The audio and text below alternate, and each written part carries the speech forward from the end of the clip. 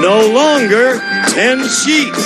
She called the cards right and won quite a heap on Card Sharks. And here's the host of Card Sharks, Jim Perry. Thank you, Dan. I thank you. Thank you very much. Welcome to Card Sharks. Nice to have you here. You're very kind. Thank you. Hello there, Gene Wood. Thank you so much. And the opening poem sent in by one of our regular poets, Lyle B. McGlenn of Fort Pierce, Florida, watching us on WPTZ, Channel 5. Thank you very much, Lyle. I got it right there. Now let's open the board and get to the cards. For a regular poet, I couldn't remember where he lived. Janice and Lois will load in the cards. We'll meet our card sharks. Sandra Fries, our champion. Hello, Sandra. Nice to see you again. Thank you. And won't you again remind us about yourself? Yes, my name is Sandra Fries. I'm a visitor from England, from London. And in London, I'm a French teacher and a part-time marriage guidance counsellor. And I've been here for a couple of months travelling around, and now I can go to even further places. Yes. Have you seen much of the States while you're here? Not very much, no. I've been covering California a little bit. And last weekend I went to Nevada. Yes. And I lost there. Lost? I lost. Sounds like you went to some of the casinos. I did, yes, I did. Well, you certainly have not lost here, because with one trip to the money cards, Sandra won $2,300 in cash. That'll help the travels. We are meeting the challenger for the first time, Gerry Standish. Hi, Gerry. Nice to meet you. Thank you. Good to be here. Won't you tell us something about you? Okay, my name is Gerry Standish. I am from Valley Stream, all the way from Long Island, gang. All right? I'm a newly licensed chiropractor. And if it wasn't for my wife, I wouldn't be here. I watch Card Sharks all the time, and she goes, hey, instead of playing it at home, why don't you go out there and try out?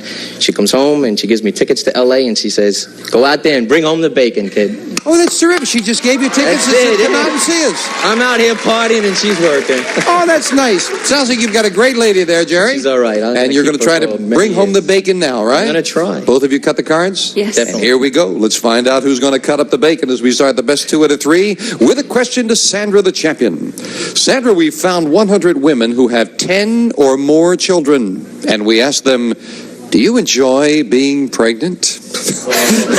How many women with 10 or more children said, yeah, they enjoy being pregnant? Well, I think nowadays with the pill and everything, that to have 10 children, you must enjoy it. So I would say 82. 82 out of 100 say yes, they enjoy being pregnant, Gerry. I tell you, Jim, having 10 kids was no fluke.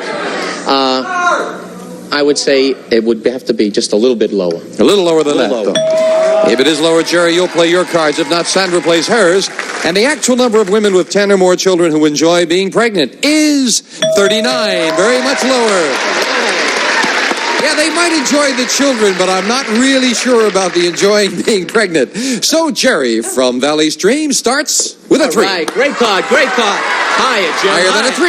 Yes, a 5. Higher again, higher Risking again. it higher. A 6. We're going to freeze there. And we move over the freeze bar, protecting that position, and the challenger is off and running. Gerry, the question to you. Now, here's a reverse question. Listen to this one. Gerry, we found 100 women who proposed marriage to their husband.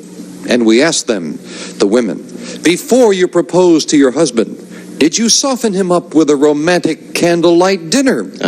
How many women who proposed marriage did soften up their man with a romantic dinner?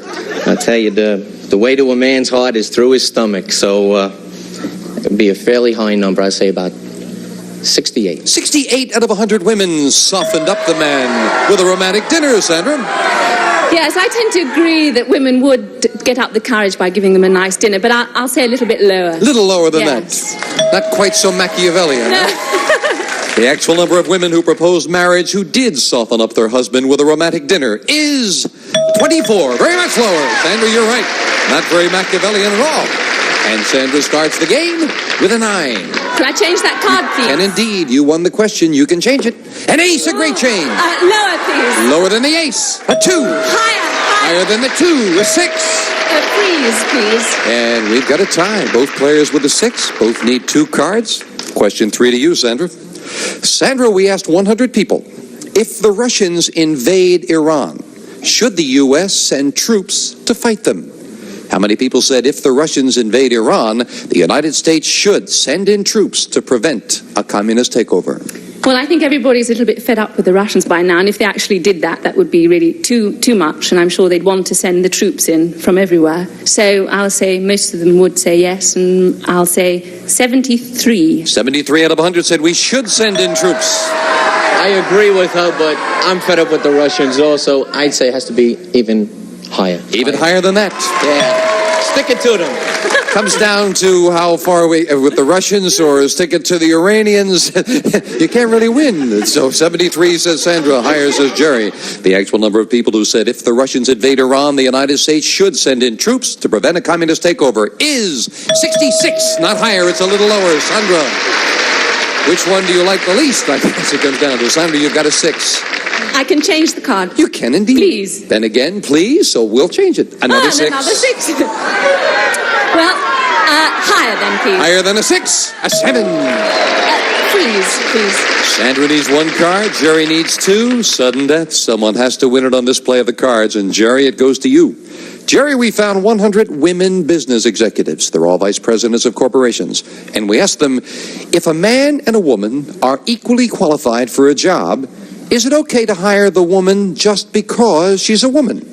How many women executives said, yes, it's okay to hire a woman just because she's a woman? It's a very peculiar question. Everything's been one-sided. Men have been really down on the women lately, and now that they're in the... How many women executives say hire a woman because she's a woman?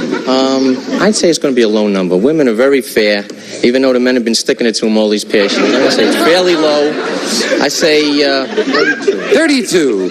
You're going to make a lot of friends with the women with that kind of an attitude, Gerry. I aim to please. Gerry says 32 women executives said, yes, it's all right to hire a woman because she's a woman, Sandra. Well, no, I think that the women executives would think that they ought to get it because they're good, not just because they're women. So, which is... He said 32. He said 32. So therefore, I would have to go higher. Now, how many? He said 32 women said it's okay to hire a woman just because she's a woman. Oh, I'd say lower then. Lower. Lower. All right, this will decide control and sudden death. The actual number of women executives who said it is okay to hire a woman just because she's a woman is 17. Very much lower. Sandra, you've got control. It is sudden death. You have a 7. You need 1 card. Gerry with a 6 needs 2 cards. You have control. Play it or pass it. You're going to pass it.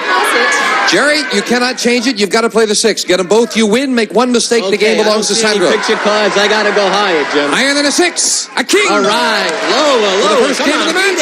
Yes, Gerry wins it. And it's game 1 of the Challenger in $100. So Long Island is off and running over England, and we'll be right back to find out who's going to win this in a moment. Survey says Family Feud Live Celebrity Edition is on its way. Play live on stage with our host, comedian Alonzo Bowden. Or you can play and win right from your seat. Go to FamilyFeudLive.com right now for tickets and information. We are back. Game 1 goes to the Challenger. Dennis deals out the same 2 decks of cards.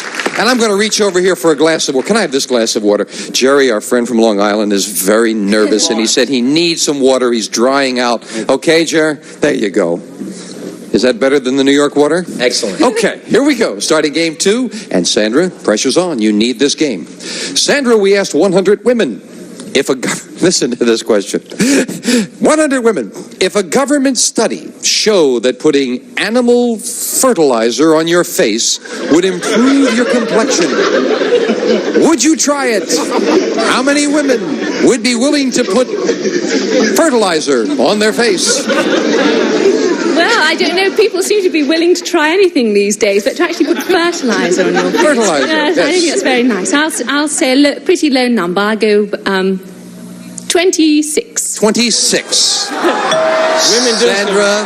Women do Well, hold a second, Gerry. Okay. Before we get to you, Sandra, if animal fertilizer were good for the complexion, would you take the animal fertilizer? Well, if I didn't know which animal it came from. All right. She says that 26 women would, though, out of 100, Gerry. 26. Well, I'll tell you, they put a lot of strange things on their faces, cucumbers and cream, but that is really extraordinary. It's going to be a little low. You say a little lower than that. I wouldn't touch this stuff, more or less put it on my face. Which animals would be acceptable, Sandra? Elephants. But if they look clean on the outside. Oh, I see. All right. 26 says Sandra. Jerry says lower. The actual number of women who would be willing to put fertilizer on their face to improve their complexion is 20. You're right, Jerry. It's lower. No, don't even have to ask you. You wouldn't do it, huh, Jen? Okay. Jerry, you start with a 9. Can I change that card? You can indeed. Jerry changes it. An 8. Right in the middle. All right. Let's go higher. Higher than an 8. Picture card. He's right with a queen.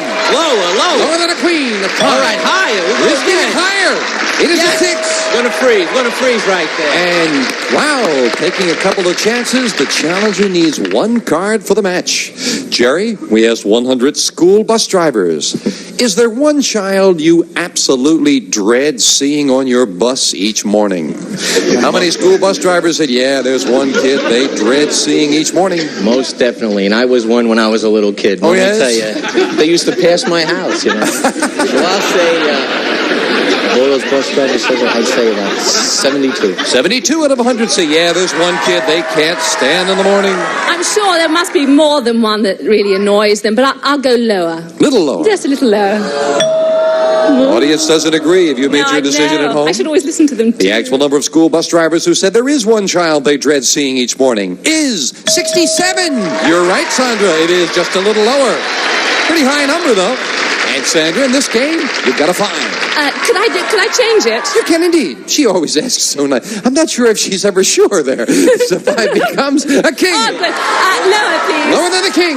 A 4. Higher. Higher than a 4. A 7. Freeze.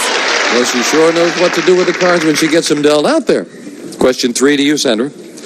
Now, people aren't sure if they're in love, or people who aren't sure if they're in love are often told, you'll always know when the real thing comes along. You've heard that expression, right? So we asked 100 psychiatrists, generally speaking, do people always know when they are truly in love? How many psychiatrists said yes, people always know when they truly love someone? No, these days people have tremendous problems, and I don't think that when they find somebody who genuinely loves them, they can actually see it. To actually find the real McCoy is so difficult. How many psychiatrists said they do? So I would say about 62. 62 out of 100 psychiatrists said, yes, people do know when they're truly in love. They bells go off when they really think it's the right one, and I think there's really some chemical action going on in there. And I'll say maybe a little higher. Little higher. I think more people feel they do. Yeah.